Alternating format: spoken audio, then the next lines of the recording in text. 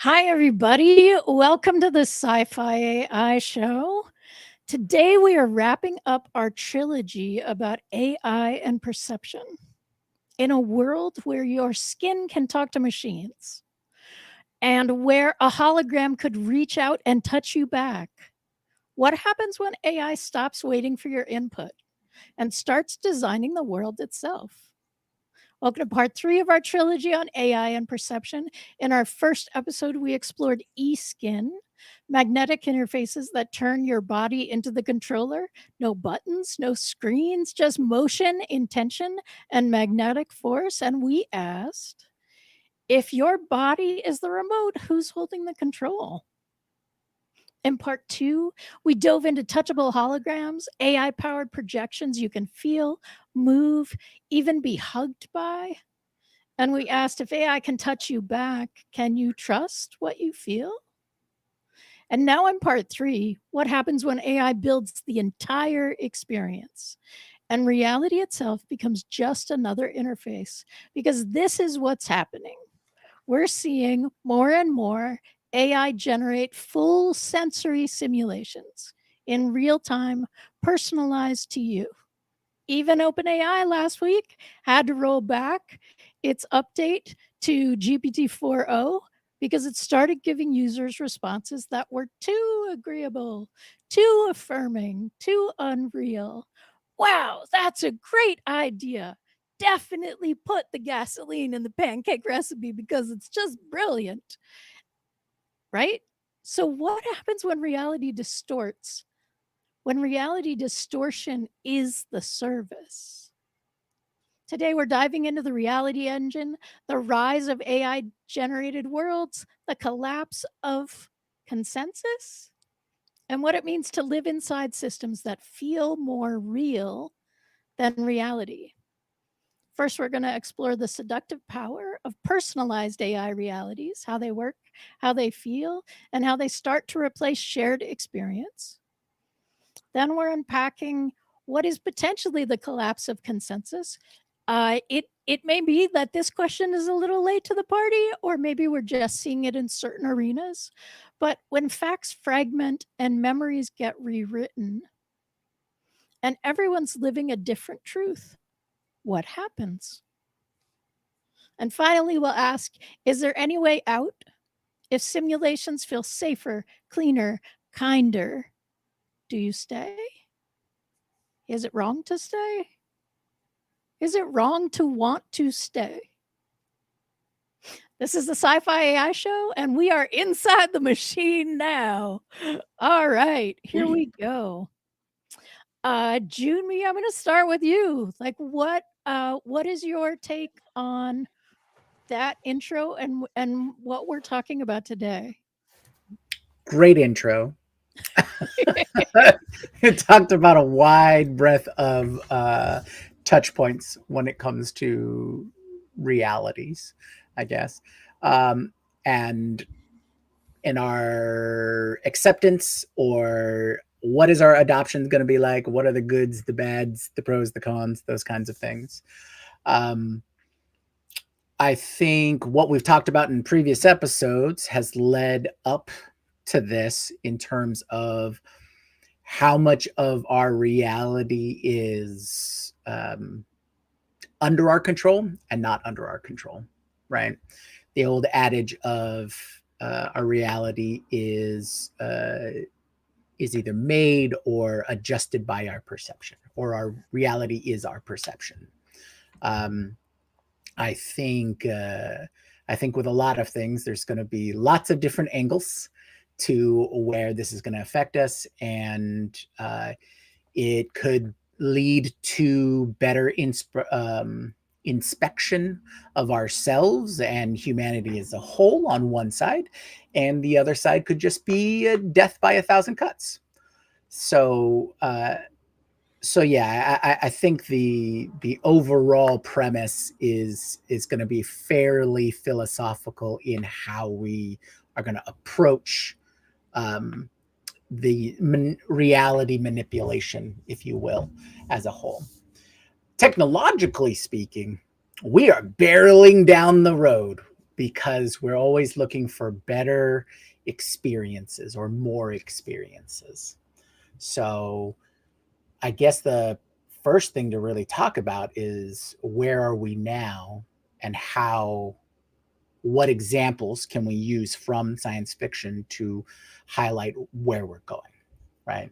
I think the number one science sci-fi example of this is the Matrix. All right. So the Matrix is the concept of our reality is completely crafted for humanity, and that it was crafted in such a way so that we do not question it. But every so often, people will slowly see the cracks in the simulation, and they will have a choice to make. Either go down the rabbit hole and see what the truth is, or accept your place in this manufactured simulation and live out your life. And I think that's the main takeaway for at least the first Matrix movie. The world pulled over your eyes to blind you from the truth, right? Right. Andy, is personalized truth? Like, does truth need to be I want to shared? address that, but I just want to say that in the genre that we're talking about, what immediately came to mind for me was the Truman Show, Mhm. where there's literally a physical manifestation of an alternate reality, and every other person other than Truman is actually an actor in that production. Uh, so setting aside the medium, there's a simulation of reality that was really quite clever and effective. But I want to say about whether reality is personal. I want to say that our concept of reality and what our how we make sense of our experience was originally very local and very tribal, right? It was contained, and in some cases, human tribes, it's a small number. Every one of them intimately, and you know what you need to know, which is this person going to hit me with a club, or is this person, friendly in this tribe, right? Some of them don't want to be disturbed. I'm a kid. They come up and knock me on the head, get me out of the way. Anyway, so then only after some density improved in terms of human population did some of these tribes run into each other. And suddenly they were exposed to the idea that, oh, there are other people living parallel lives to us. And so the framework of reality, which was originally local, uh, suddenly expanded to, oh, there's replications of this experience and this reality, but they have a different experience. They look different. They don't have the same weapons. They're a totally different thing. Now, fast forward to the print.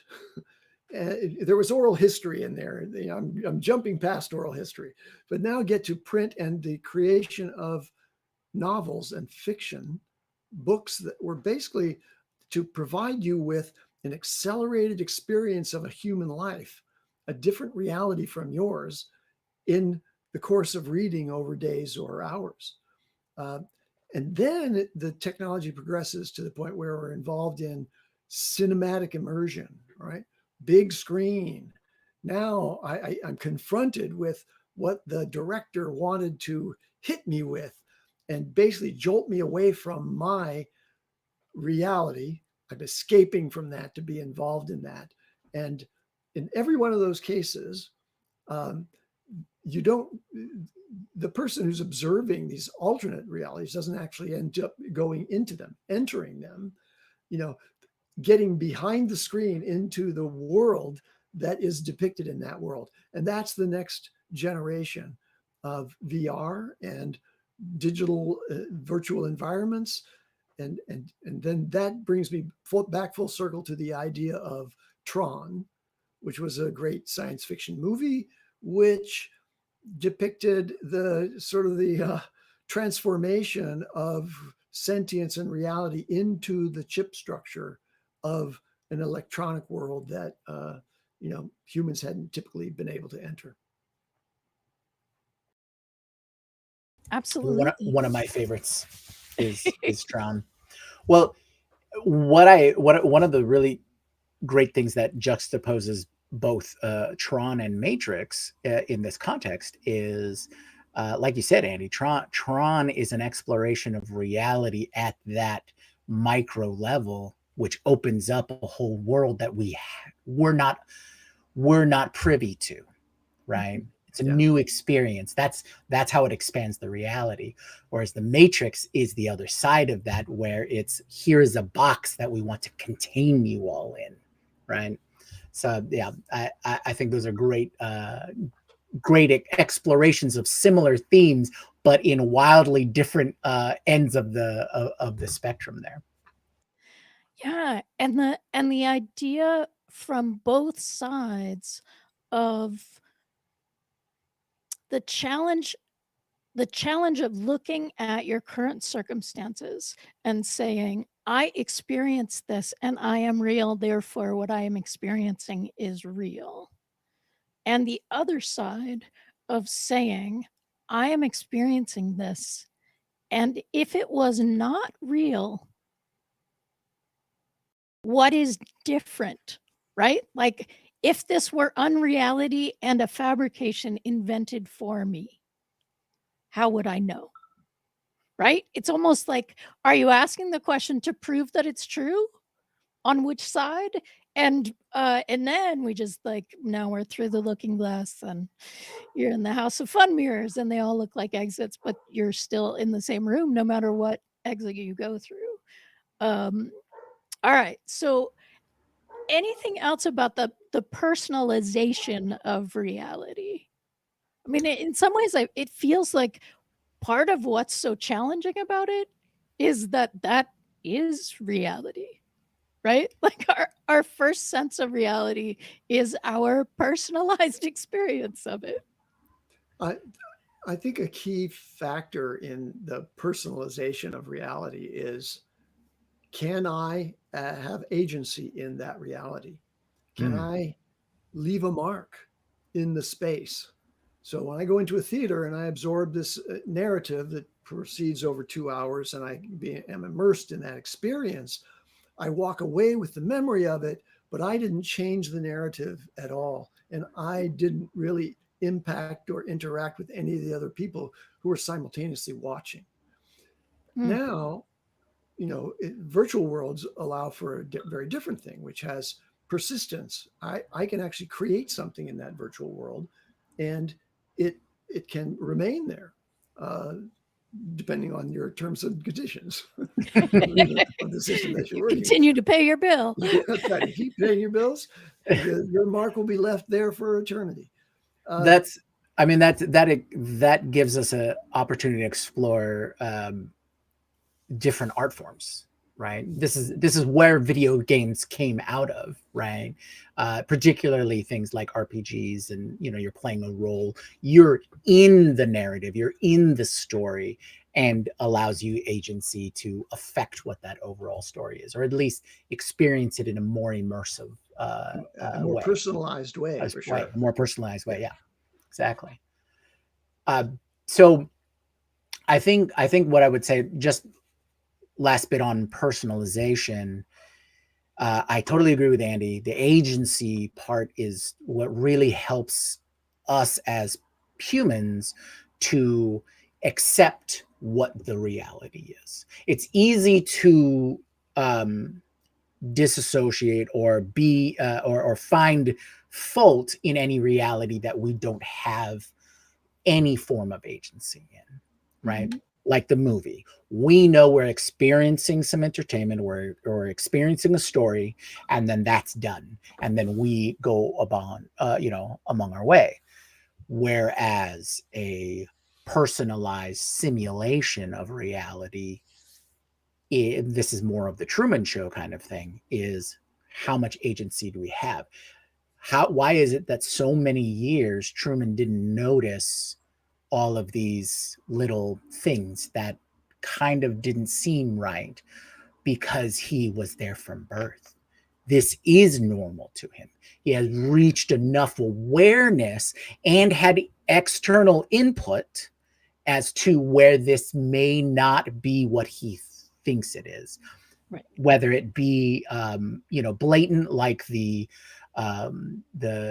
female lead who was talking to Truman, fell in love with Truman, that whole thing, expanding upon that storyline, or as clear as one of the lights of the sun falling from the ceiling in front of him, right? Those kind of cracks are shown, and so because of that external influence, he can now change what his perception of reality is. Because if everything was perfect, he wouldn't know. He didn't have any agency to change that, and he was given the illusion of agency for his day-to-day things. He knows he can choose what toothpaste to brush his teeth with, and what flowers to buy at the store, or what sandwich he was going to eat, those kinds of things. And that's a level of illusion that helps perpetuate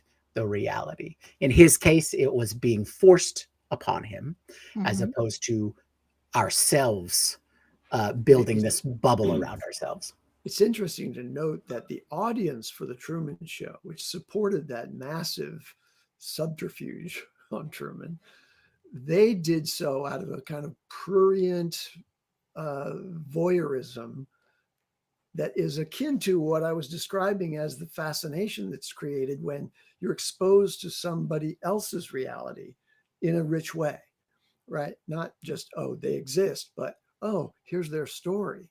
And wow, I now have a memory of that person's journey through their lifetime.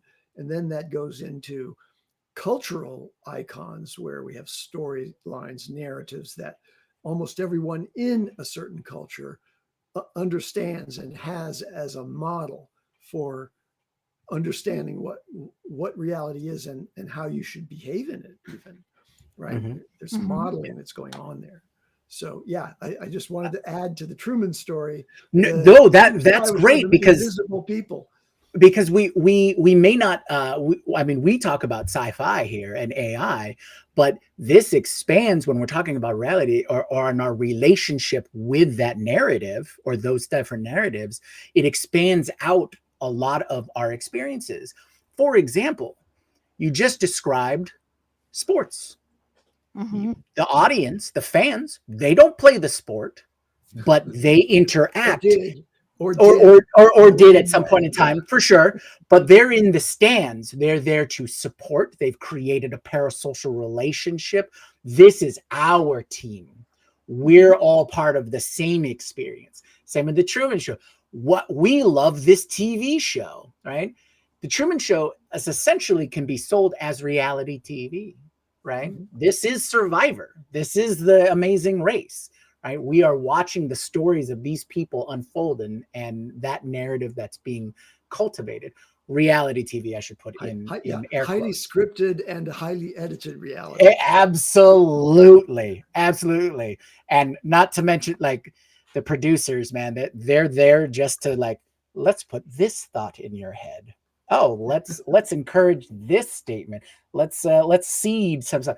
But without digressing too much into that level, but all of the having, and even now with let's plays and Twitch streaming, and even our show, it's an opportunity for people to interact with the story and the discussion of what we're doing. This is a reinforcing reality or narrative in a personalized reality. This is being perceived by all of the people who are watching this show, our other show, all of those kinds of things.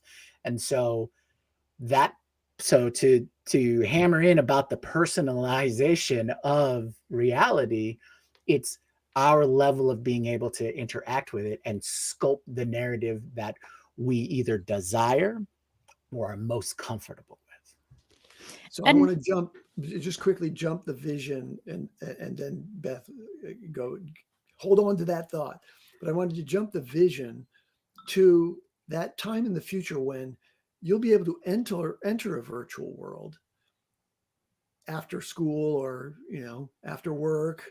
You'll go in, and the AI non-player characters are persistent and have memory about you individually. And one of them might be a close friend and ally in whatever the context is of this virtual world. And another one might be a sage that is your mentor and gives you advice and is really helping you in your real life.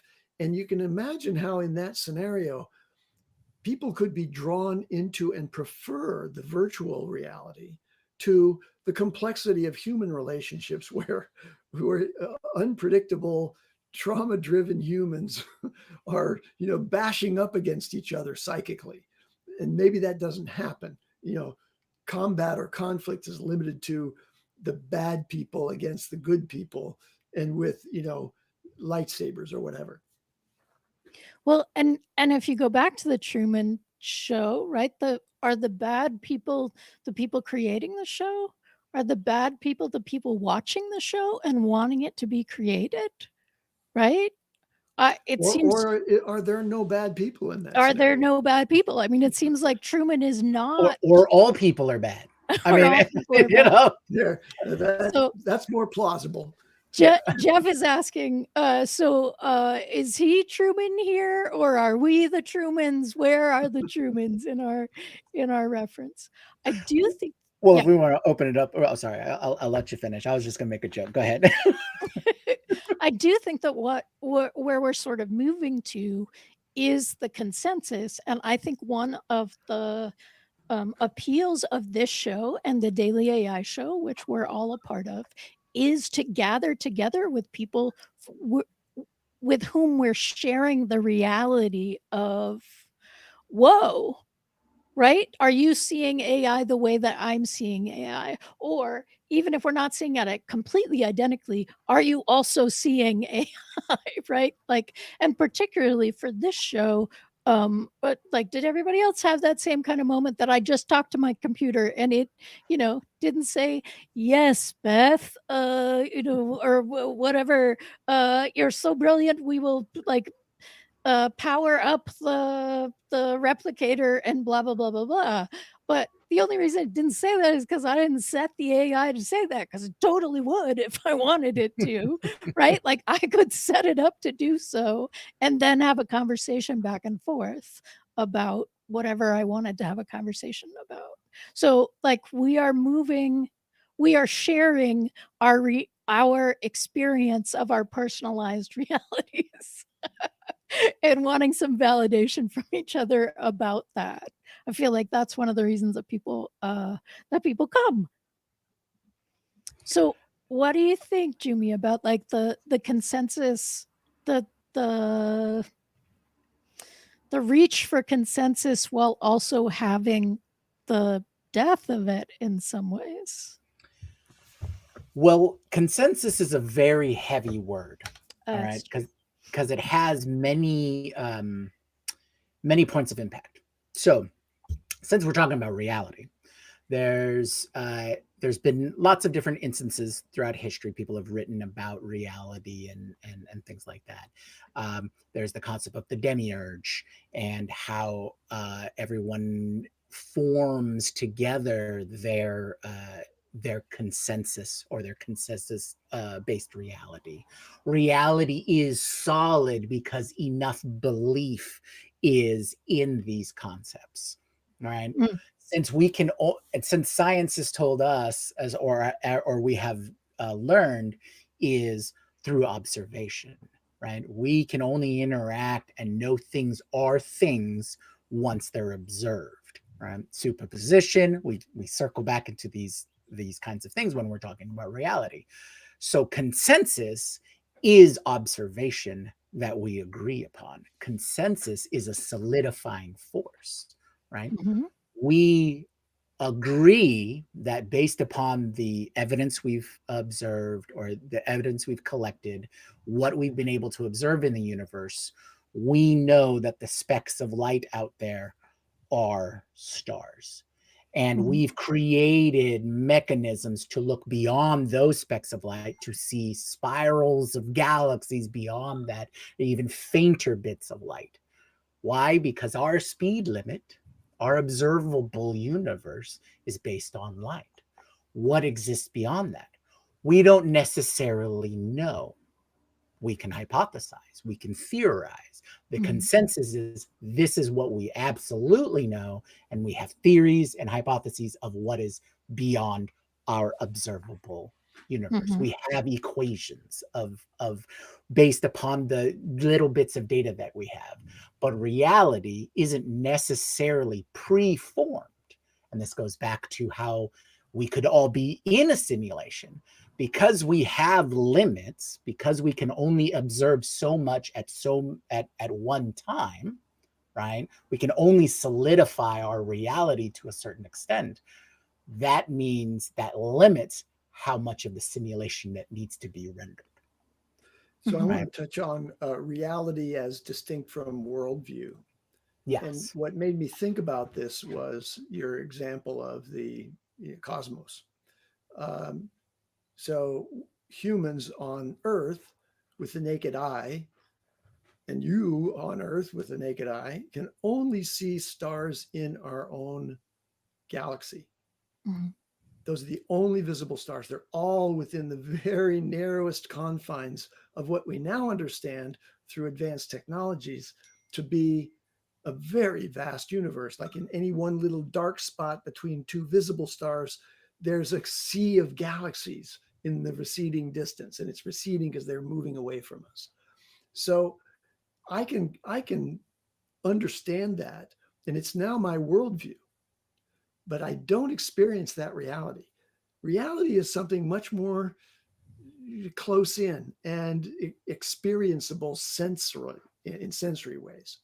Now I can look at a picture and I can conjure up an idea, which is part of my worldview now about what the nature of the universe is. But I don't experience a reality anywhere beyond being on Earth, right? I've only been on Earth, and I only have that as my reality. And that gets back to the question of, can you discern reality for yourself, and how do you make sure that the discernment that you have about reality, what's really happening here, isn't a confabulation of some worldview that you've been indoctrinated into. And I think this kind of lends itself to a question about the polarization of realities, or let's say worldviews, that's happening in the United States and potentially globally as well, although there are very homogenous cultures and societies where the worldviews are very closely contained, right? It's not a wide variation. But here we have the emergence of a very polar opposite kind of worldview for humans in the United States, at least, that is a function of what narratives and confirmation biases have been given us by the consumption of a very strangulated media feed that is focused on your cohort, and everything's internally self-reinforcing, and that's the way you view the world. And each of those worlds has a different set of values, and some of the values are internally consistent with other values in that culture, and some are not, and the same on the opposing side's views. So yeah, very interesting that we in effect create our own worldview. Those can be decidedly various from the reality that's objectively discernible, because we choose to adopt through faith, belief, or whatever, just simplicity of thought, ease of convenience, Mm-hmm. to choose a certain worldview, which is not necessarily reality. Now, how that applies to AI, I'm not sure, but I had always hoped that AI would be free from those kinds of separations and would have the ability to comprehend all sides of the reality of all of the knowledge that it contains, and that would get us away from this sort of balkanization of worldviews. So this is very interesting. I have two thoughts about it. One is that our reality is like our sense of what is true and what is not, is actually very fragile, right? And we come in to the world with big trust all around us, and we we are given experiences that are hard for us to parse, right? So if you have a child in your world who watches an animated film or a cartoon or something like that, right? One of the stages is like, oh, that was real, meaning that was a real experience, right? We all sat here, we had that experience together, but that's not real, like grandpa is real, or mom is real, or the dog is real. Like it takes a while to sort of be able to do those things. I have a memory of Kim Romero, who had the misfortune to be the last child. If you have children around you, I guess turn this off. I don't know, but the last child who had a strong belief in Santa Claus, and had spoken to Santa Claus multiple times on the telephone, right? So her worldview had been reinforced several times. And that was a relatively like that for me was a sign of how fragile our sense of truth is to various forms of reinforcement, right? Like many years later, I after perhaps a little too much alcohol and spirit in an evening, my world feels like it's spinning, but my world is not spinning. I'm not spinning and neither is my world. There's a third thing happening for me, right? But that is another piece in which I am engaged in a sensation or a sensory experience that is both real in my sensation and not in like and not shared, thank goodness, for the people around me.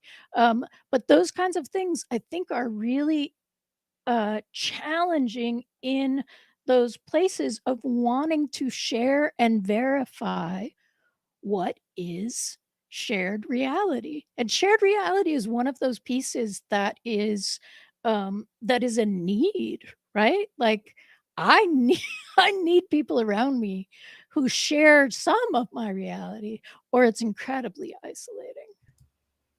Well, it also grounds us, right? Right. You hit on something with our maybe instinctual need to ground our reality, our perception through others. The more data points, the more others we recognize as different but same of ourselves, right? Whether that be our group, whether that be, community at large, villages, nations, globally, humanity as a species, those kinds of things.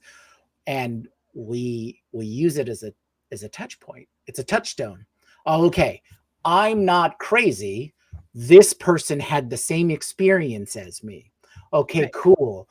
My reality is not crumbling now, and having that almost need to make sure that I have these points of reference. So it isn't a single point of failure when something comes, knocking or cracking on that on our concept of what our experience is or our reality. So yeah, I think that also speaks to consensus, right? Mhm. That speaks to that larger need to, okay, did you have the same experience as me? Great. Okay, that adds a little more validity to my experience. All right, how Mhm. about you? You didn't, but we were in the same room. What's going on there? And that allows us to explore and perhaps strengthen the supports for what our fragile reality, as you put it. And then we get to a place of cognitive dissonance, right? So I've gone out on a limb a couple times for my reality.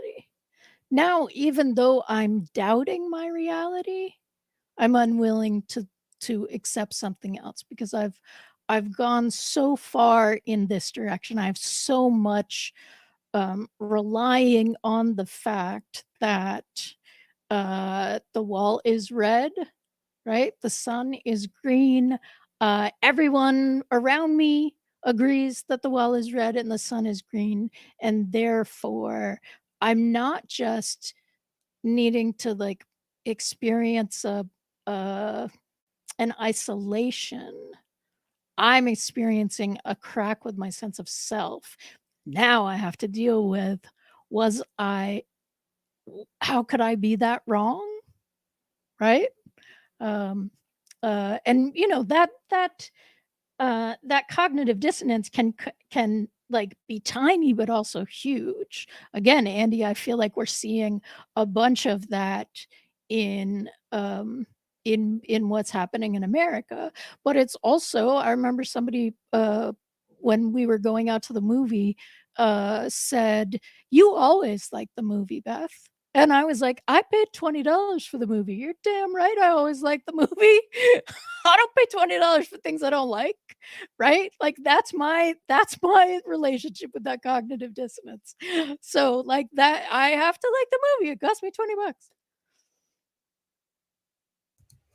Yeah, I to to touch on that a little more and kind of bring it back to the AI sense. The I think we're rapidly reaching a point where these are the kinds of questions and analysis that we will be forced to ask ourselves, right? About reality because of development like virtual reality, augmented reality, fully immersive experiences, AI personas, AI characters, avatars, right? We will need to develop the skill of discernment and the ability to allow us that slippery slope of allowing ourselves to engage in the alternate reality or the other reality and maintain our presence in our current one. Because if you have, I mean, we've brought this up before, but um, when you talk about things like character.ai, right? These are personas that people want to interact with. They gain something out of the interaction. Move that to a fully simulated world, right? Uh, Whether they're playing like a video game, right? You have these AI personas that can react to everything that you've done, everything that you've said, remembered what what presence you've had in the past in that world, right? And so being able to interact with that persona, however much they align with you or you enjoy the interaction that you have with them, that will just develop further and further down the line into more and more in-depth experience, right? And then yes, that comes that line. It's like, oh, okay, cool. I've had my entertainment time. Time to log off and go back to the real world. Which if we talk about Inception, that could just be another layer as we go further and further down. But those kinds of experiences are going to become more and more prevalent, especially if we are looking for ways to occupy everyone's attention, right? In our applied day-to-day life, marketing, advertising, information, experiences, that's all more overlays, right? AR is so that you know more stuff, whether that be valuable to you or not, or if that's the value to somebody else, that's going to be hotly debated. But part of the technology is like, oh, okay, cool. Now I know the history of this building because it can come up as I'm looking at that, historical monument, things like that. Or virtual reality to where it's hard for me to do this in the real world, but I can enjoy this experience because I have manipulated my senses to be able to experience X, Y, and Z, like the old roller coaster VR experiences, things like that, where people got excited and their heart rate, it increased because they felt, for the most part, oh, I'm in this roller coaster car, right? I'm Mhm. going through the ride. So those kinds of things are just going to get more and more real for us. We are going to trick our senses more and more to accept that as our reality until a point where we have to be careful about where people prefer to live in there. Like you said, Andy, I think both of you said where we prefer to live in the VR space than to live in our current reality. Because I'll tell you what, lots of people joked about this, but we might be on the worst timeline. Just saying. So being able to escape into the holodeck, being able to escape into the VR world, that becomes escape into the matrix or stay in the matrix might become more and more desired. Right. Well, so we started from a place of personalized reality, right? And the personalized reality meant that other people were not experiencing it. So the personalized reality was isolating. Now we've moved into a place where the personalized reality perhaps could be experienced by other people. That's a shared experience. And are we just seeing Jude walk behind you, Andy? Did the reality of Be careful. Garrett's warning you, Andy. Be careful. There's someone behind you. you're muted, sorry. I got the memo. But now your reality could be the shared experience, right? Like your unreality, your shared virtual artificial reality could be the shared experience that you're having. And actually, I think that I like there have been many experiences of what are they called? They're called football widows, but they're also called gaming widows, right? Like the you have a whole like you all went through a real battle together. You formed this bond of I don't know what y'all are shooting or taking out. Jumi, save me here. But that is a real bonding experience that you've had. Right. That is an unreality that is shared. Right. And who's to say what I think a lot of discussion and having those kinds of terms like gaming widows and things like that is because it's early on a fairly new phenomenon because of a new medium and not understood or recognized as the guys' night out or this is the bowling league, right? These are just slightly newer or slightly different versions of things that we have always had, right? From back in the day when the hunting party went to go get the elk and the gathering party went out to go pick the berries and then cultivate the grain and all these kinds of things. We still grouped up and had our separate interactions, right? That made our own experiences much larger because of that, having that agency and things like that. And then we all brought back together and we had new experiences with different touch points, different personas, and those kinds of things. So as much like they like to say, was it as much as everything changes, things stay the same along those kinds of things.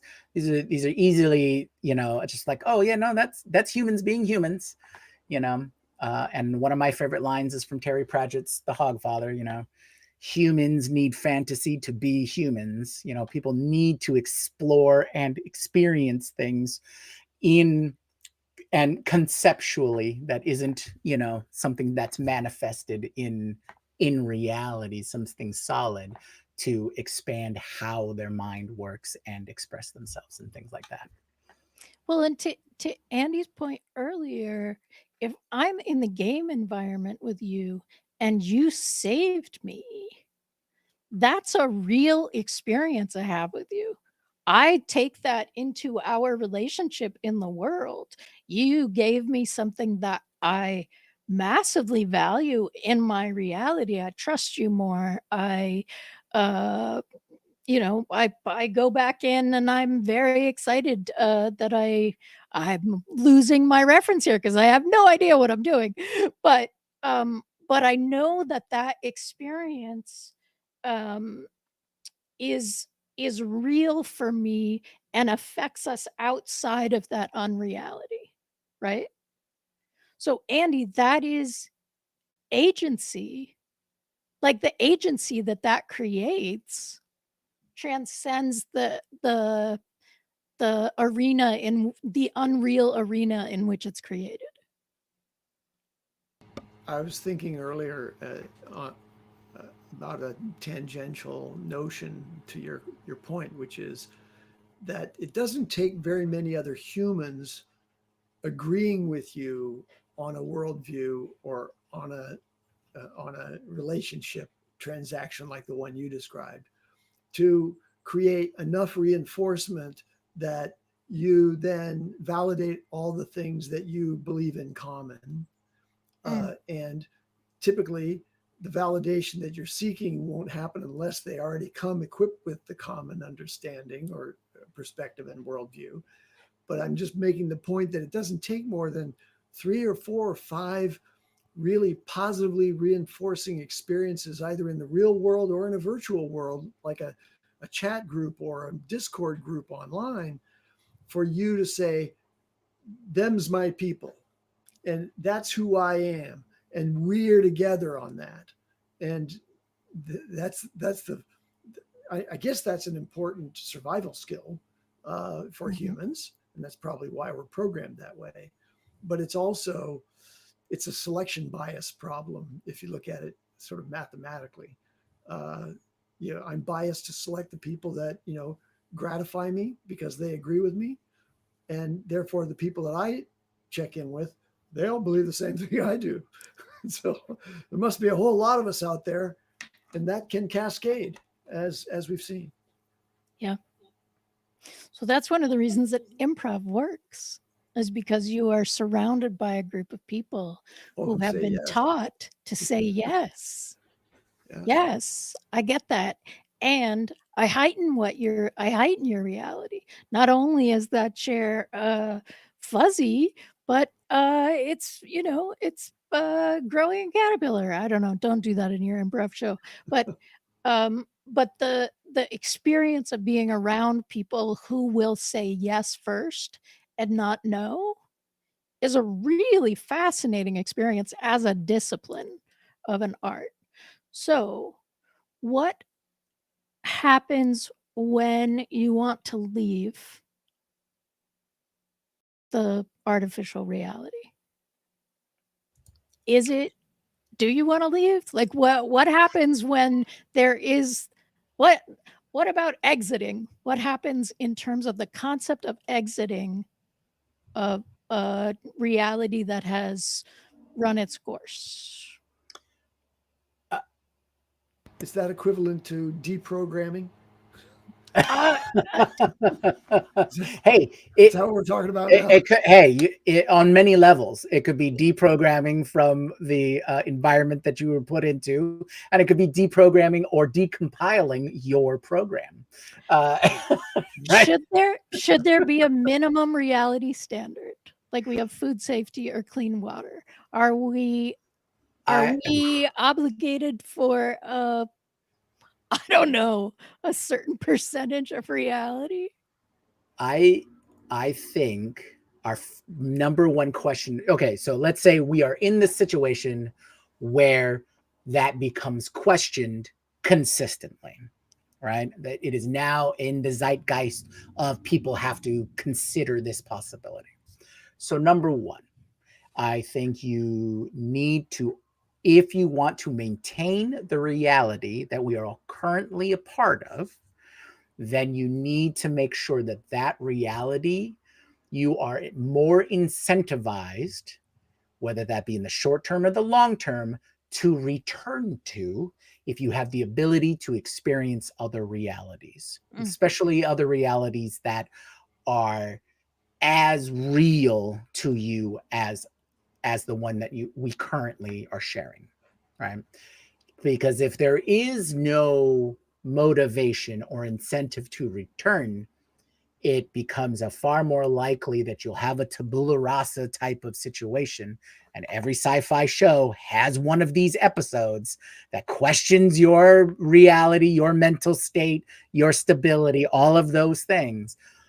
But the answer for me every time I see one of those episodes is, you may convince me that I am now in a mental institution. That is not preferred to the awesome life I was having in that other reality. Right. It does not matter if this is real and that one isn't. That one's preferred. So you I think when it comes to determining which reality is more important, is you have to make sure that that reality is the preferred one. Keep it to a point where I go into this other reality and it's like, oh, this is fantastic. All right, cool. I'm getting tired of this. All right, I'm going to go back to my regular world or my regular reality, because that in the long term provides me better satisfaction, whether that be through quality of life, my interaction with my other personas that I interact with, and those kinds of things. Now, right now, we're talking about it from the AI kind of side of things, where we're creating these virtual worlds. We're creating simulations that we can all jump into. Right now, we do not have the quality of simulation where it blurs the line of what we're experiencing now and what we experience in the virtual world. So there's an easy separation. But suffice it to say, once we do reach that capability where it we can't tell the difference, we only know the differences because we went from point A to point B. We experienced something while we were awake and we experienced something when we're asleep, right? That is a right now reality shift. If your dream was so vivid that you didn't know if you were asleep or awake. And this is where a lot of the root of this comes from. It's also if the concept of, oh, I'm traveling to another parallel dimension, right? Everything's the same except for this little difference. That's the same thing as going into a fully simulated world that we can't tell the resolution is different between our experiences. That so we will reach this point where we will have to question, okay, I'm going to travel to another dimension. We call it MMORPG. We call it the video game, those kinds of things. Or like from Ready Player One, the Oasis, that kind of experience. We know we're traveling into another reality. Just because that reality is supported by a field of data centers, and nuclear power plants, that's irrelevant. That reality exists within that confines, just like our universe exists within the confines of our observation. So I think that's where to go back to where your question is. We need to discuss what needs to be put into place to incentivize people to come back to our shared reality, we'll call reality one, and make sure that they don't want to stay in reality two instead. So it's interesting because we're going to be wrapping up here, but I am aware that there are times where society makes a choice forward that isn't consensus, right? Often justice is something that is perhaps not consensus, but is decided by people who have a higher reasoning, better angel, like whatever that would be. But there are times where consensus isn't what we're going by, right? Andy, what do you think about that? Well, I can only speak from my own personal experience, but I've always been an anti-consensus kind of person. Very very cynical and skeptical about what mechanisms arrive at consensus and deliver that as a kind of a fait accompli to the rest of the people who stumble along. So I've always been a renegade that way intellectually. So I find it hard to talk about consensus building outside of the need to kind of align and organize a human team Mhm. and make sure that everybody's bought into that particular effort. But that's a very microcosmic notion when we're talking about something as ethereal as reality itself.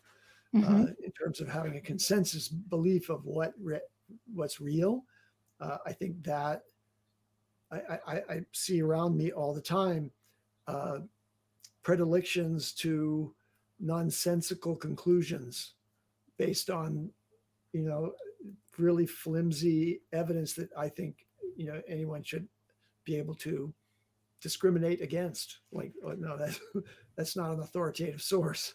Right. Uh, that doesn't make sense. But people embrace those things at some level. It works for them, and so let me put it this way: I become skeptical even about the possibility of reaching consensus, especially in today's world.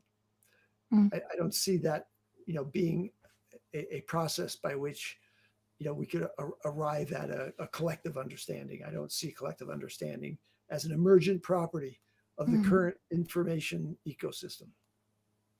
That's interesting.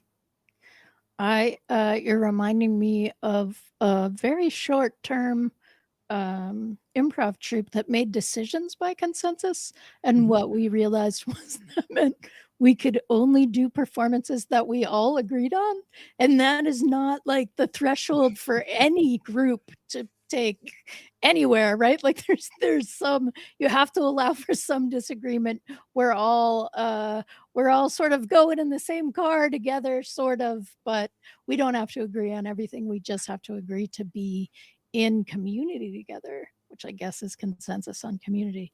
Junmi, you brought us into this. I would love to hear what you're thinking as we round the episode out.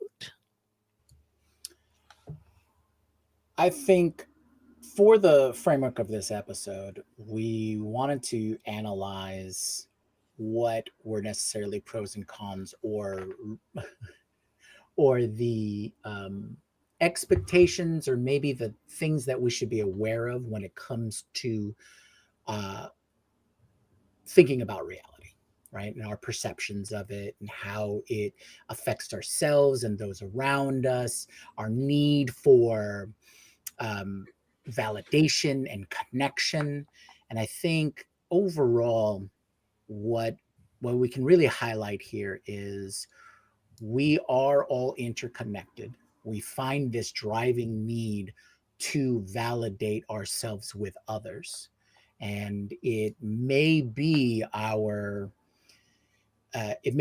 a positive for us to be as interconnected as possible, to have more viewpoints, more points of reference, so that we can have a more shared understanding and less conflict. So I think that's one of the best things about being human, is that ability to interconnect and learn from the whole. Each person that we connect with allows for our own perceptions and our own realities to change ever so slightly, and provide us a better or more expansive or experienced worldview. I'll add more inclusive because I was thinking about myself in the context of your suggestion that it would be important for us to have more and more experience with people of alternate worldviews in order to refine and adjust our own. But you know, probably the worst case is where you isolate yourself among people who have unified agreement about what your worldview is, and you never see an alternate. The middle ground that you're describing, I think, is where you deliberately expose yourself to the alternate uh, worldviews, and you adjust your own, you know, picking and choosing what portions of those belief sets you want to adopt into your own framework. And then mine is not great. It's like, just don't involve yourself with the other people's worldviews. That you're not going to be able to understand them or change them. It's just going to make you mad when it seems irrational, or it might be beautiful at times. But the overall, I'm just going to reserve to my own private intellectual domain a worldview that I'm not trying to foist on anyone else. I just have it. And that's where I end up on this question of reality. All right. Well, thank you so much. Thank you to both of you. Thank you to our audience. And we'll be back next week with another great show. And we appreciate your sharing our reality for this period of time.